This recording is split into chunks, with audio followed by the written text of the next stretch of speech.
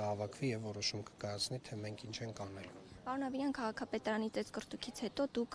քաղաքացիներից ներողություն չխնդրեցիք եւ ավելի կոշտ ելույթ ունեցաք։ Օրինակ, հասարակական կարգի պահպանության ծառայության պետը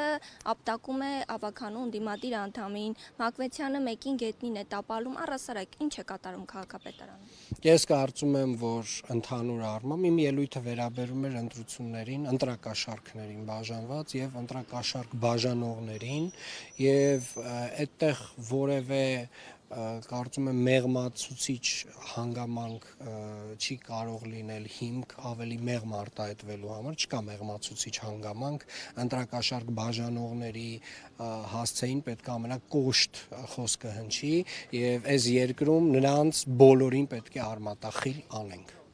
Իսկ քաղաքապետարանի ծեծկռտուքի մասով։ Քաղաքապետարանի ծեծկռտուքի մասով կարծում եմ արդեն բավարար չափով խոսք հնչել է։ Բայց ինչպես է գնահատում ձեր ենթականների պահվածքը։ Ես կարծում եմ, որ առհասարակ ես օրինակ եղել եմ ընդդիմադիր գործիչ եւ ես չեմ պատկերացնում մի իրավիճակ, երբ որ ես կամ մեր թիմը կարող էինք հայտնվել